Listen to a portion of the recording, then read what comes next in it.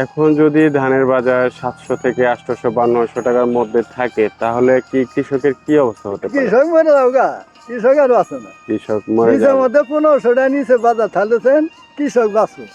1500 টাকা। হ্যাঁ নিচে ওইটা তো 2000 ওইটা তো ভালো, নইলে না তো 2000 হলে তো আবার দেখা যাবে হ্যাঁ। যে আমরা সাধারণ জনগণ যারা আছি এদের তো অবস্থা আবার তা খারাপ হয়ে ঠিকই। যাবে।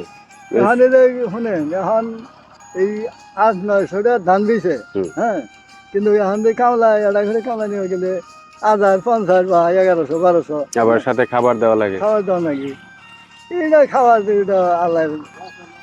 হ্যাঁ বুঝতে পারছি। আপনার যে বিলের ভিতরে আপনি যে ধানগুলা লাগাইছেন আপনার ধানগুলা ঝুঁকিতে পড়ে রয়েছে, এখান থেকে পানি নিষ্কাশনের কোনো ব্যবস্থা নাই? ব্যবস্থা এখন নাই। আমি তো আবেদন করতেছি যে একটা যদি খাল খননের ব্যবস্থা করে হ্যাঁ দেয়, হ্যাঁ।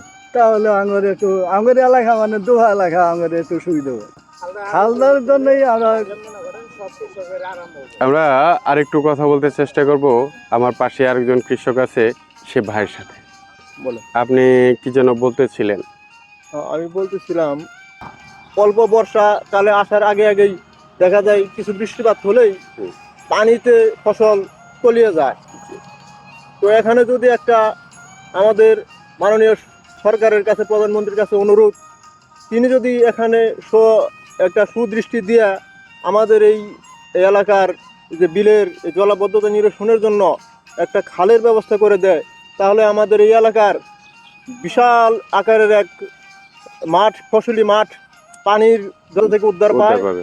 আমাদের এলাকার অনেক উন্নয়ন হয় এই ফসলের কারণে। এই আমাদের এলাকার মানুষরা অনেক কষ্ট করতেছে। এর মধ্যে দেখেন ধান তলিয়ে গেছে, এর মধ্যে কাটা কত কষ্টকর। তো আমাদের অনুরোধ যে যাতে সরকার আমাদের এর প্রতি দৃষ্টি দেয়, দিয়ে আমাদের খান করে দেয় অতি দ্রুত।